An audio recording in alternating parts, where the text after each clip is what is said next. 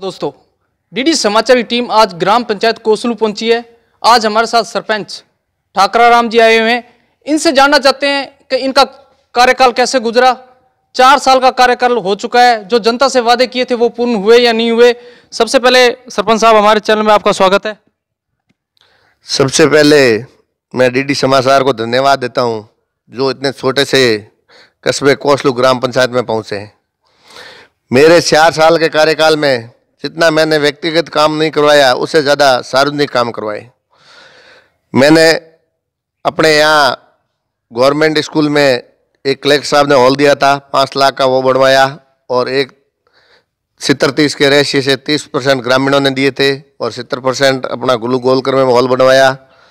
और करीबन 40 किलोमीटर लंबी पाइपलाइन मैंने अलग अलग जगहों पे ढाणियों में पहुंचाई। और गांव में हर खंबे पे रोड लाइट मैंने लगवाई। और यहाँ पे गांव में 2 सड़कें ऐसी है जो सीसी इंटरलॉकिंग रोड बनवाई।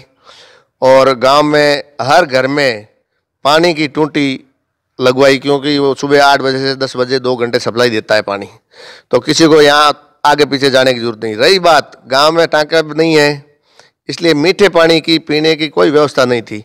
तो मैंने ये सोचा कि ये नज़दीकी नाडी है, इस नाडी को पक्का कार्य करवा देते हैं। तो कम से कम जिस गांव में, जिस ढाणी में जिसके टाँका नहीं है और मीठा पानी पीने के लिए नहीं है, वो घड़े से पानी ले जाएं और पिए जाएं। क्योंकि इस साल तो बारिश कम थी, आपकी टीम भी वहाँ चली थी, देखा था, लेकिन वो पानी कम होने की वजह से खाली हो गया था। लेकिन गत वर्ष पूरे बरस यहाँ पे ग्रामीणों ने अपने पिणियारी, पुराने टाइम में पिणियारी कहते हैं, पिणियारी के रूप में मतलब देखने को मेरे को मिला है। ये नाडी बनने के बाद जब से यहाँ गांव वालों को कभी खारा पानी पीने की जरूरत नहीं रही है।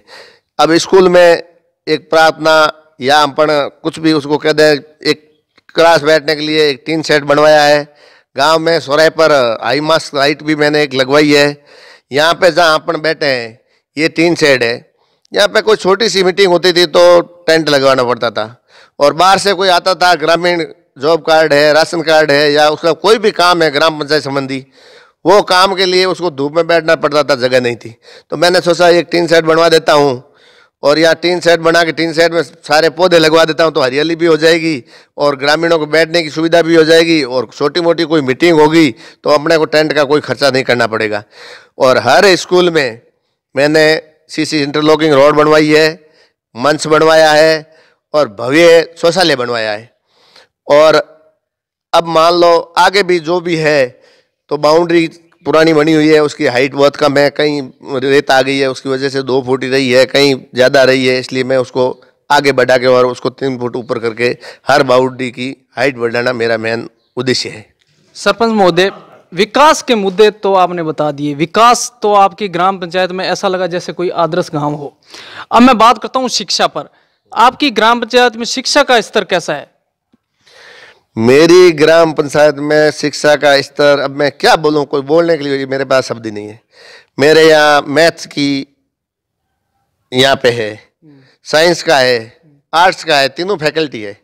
यहाँ अपने नज़दीक कोई स्कूल में 3 फैकल्टी नहीं होगी। किसी के मैथ्स है तो आर्ट्स नहीं है, आर्ट्स है तो मैथ्स नहीं है, और मैथ्स है, आर्ट्स है, साइंस नहीं है। और मेरे यहाँ नहरों की ढाणी पड़ोसी पंचायत है, और नीमलकोट पड़ोसी पंचायत है, एडसेंद्री पड़ोसी पंचायत है, आडेल पड़ोसी पंचायत है। आडेल के भी बच्चे यहाँ पढ़ने आते हैं, और स्कूल का स्टाफ है वो बहुत अच्छा है, बहुत अच्छी पढ़ाई करवाता है। आज दिन तक 100% रिजल्ट रहा, और हमारी स्कूल को 5 स्टार मिला गत वर्ष।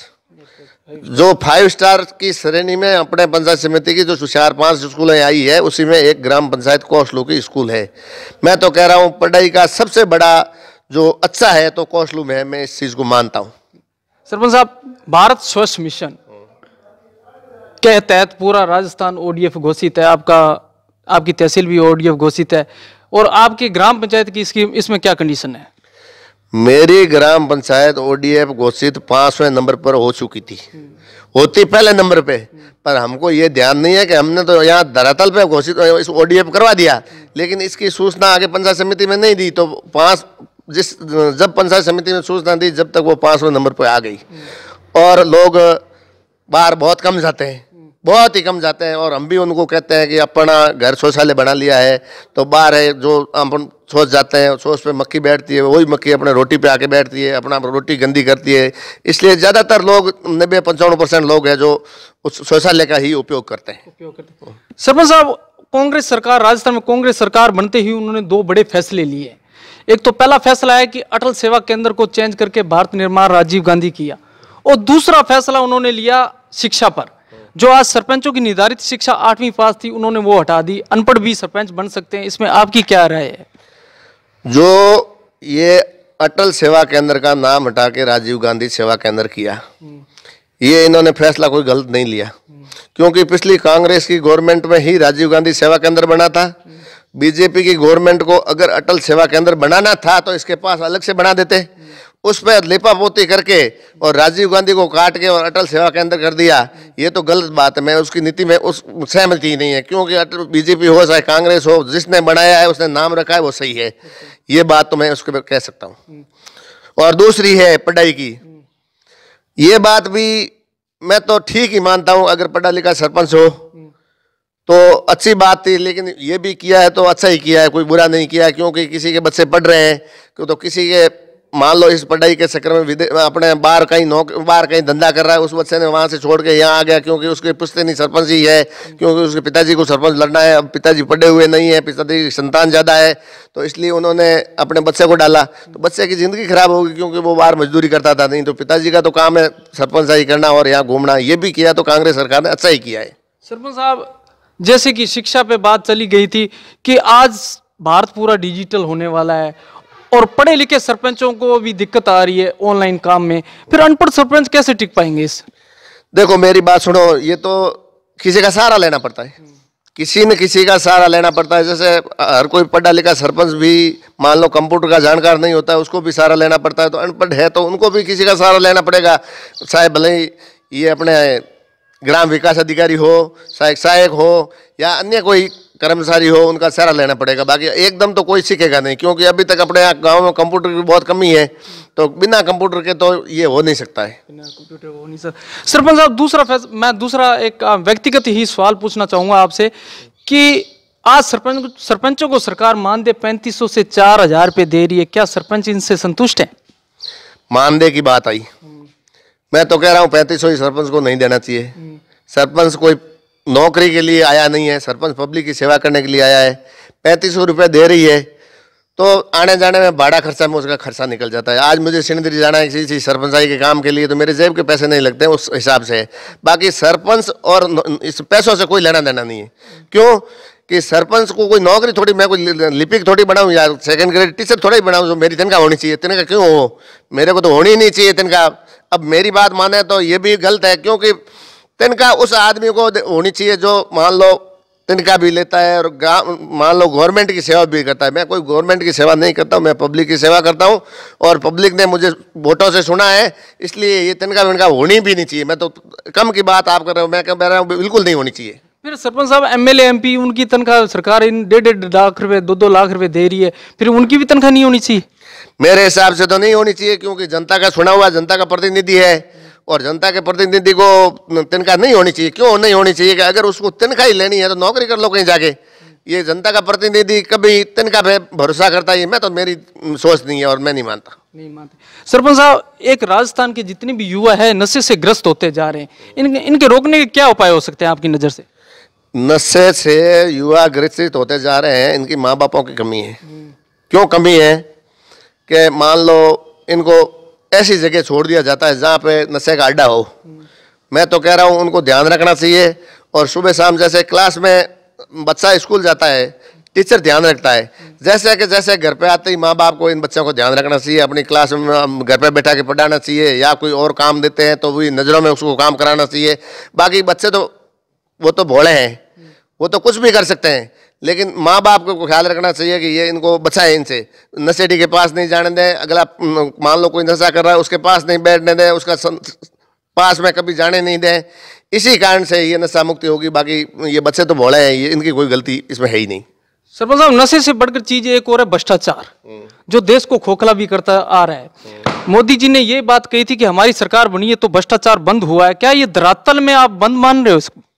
मैं कतई बंद नहीं मान रहा हूँ। मोदी जी ने जो ये कहा है ना कि मैं भ्रष्टाचार बंद हुआ है, अब मैं तो इसके बारे में इतना ज़्यादा पढ़ा लिखा नहीं हूँ, मेरे को पता नहीं है। राफेल राफेल राफेल कर रहे हैं, राफेल है क्या? लेकिन मेरे सुनने में ऐसा आया है कि पहले ये बहुत ही कम पैसों में ये ही अपना फाइटर खरीदा था, उसी से 3 गुना ज़्यादा पैसे अभी दिए हैं। तो उन पे रोज ये सदन में वगैरह हर जगह सवाल उठते हैं।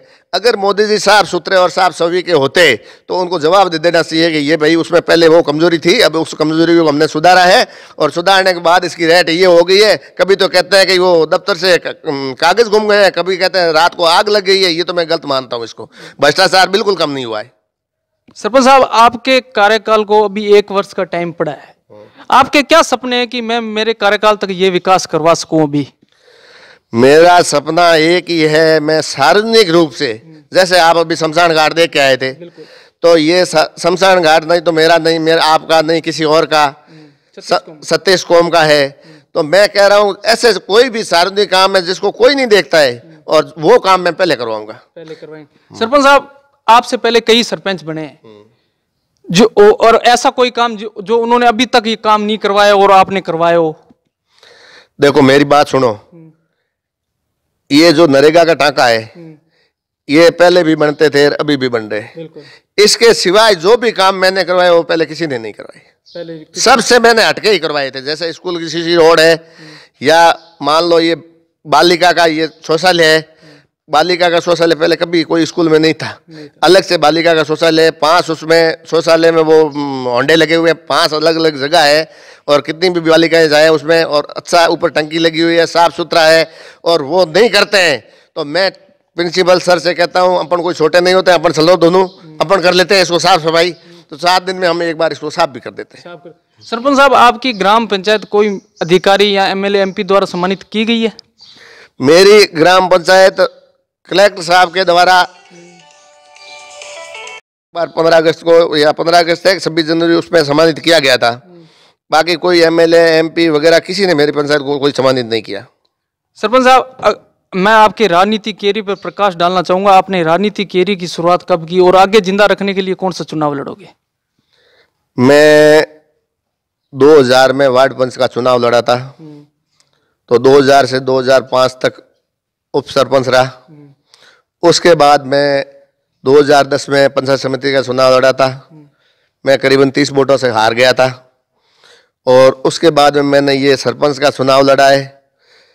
इस चुनाव में लगभग मेरे को 200 वोटों से जीत मिली है, और मेरा तो इस राजनीति से मोह भंग हो गया है, क्योंकि मुझे आगे चुनाव लड़ने का मन नहीं कर रहा है। बाकी आगे की तो परिस्थिति अलग है, लेकिन मेरा इससे मोह भंग हो गया है। मोह भंग ऐसे हो गया है जैसे गांव में लाइट लग रही है, एक आदमी 5 आदमियों के खंभे लग गए, वो आदमी कह रहे हैं कि हम ये लाइट सरकार ने लगवाई है, सरपंच ने क्या किया है। अब एक पीछे बच रहा है, वो कह रहा है मेरे को सरपंच ने पीछे रख दिया। अरे भाई ये तो बताओ, कम से कम 5 जने बताओ कि मेरे सरपंच ने काम करवाया है, और एक आदमी कहता है मेरा काम सरपंच ने नहीं करवाया। ये तो बात मैं मानता हूँ, लेकिन करवाया वो तो सरकार ने करवाया, और कोई रुक गया है नहीं कराया, वो तो सरकार ने कराया, रुक गया है वो काम, सरपंच ने रोक दिया मेरा काम। इसलिए मुझे इससे नफरत हो रही है कि मैं जितना करा सकूं उतना मैं करा लूंगा, लेकिन आगे मेरा मूड नहीं है, और जैसे ग्रामीणों की इच्छा होगी वो आगे देखेंगे। वो देखें। सरपंच साहब, 29 अप्रैल को मतदाता दिवस है, आप जनता को और युवाओं को क्या संदेश देना चाहोगे? वोट किसी को दे, 29 अप्रैल को मतदान दिवस है, वोट किसी को दे, कौन सी पार्टी को दे। अगर कोई भी पार्टी उनको पसंद नहीं हो तो नोटा पे दे, लेकिन घर पे वोट एक नहीं रहे। ये मेरा उनसे है कि अपन वोट घर पे एक भी वोट नहीं रखेंगे। और मान लो मैं तो उनसे कह रहा हूँ अपन 100% वोटिंग कराएंगे, लेकिन 100% नहीं होगी तो भी 90% अब ही वोटिंग होगी हमारे यहाँ। धन्यवाद सरपंच साहब हमारे चैनल में बात करने के लिए। देखते रहें डीडी समाचार। मैं शंकर बंसारी, मेरे शोगी अजय शर्मा।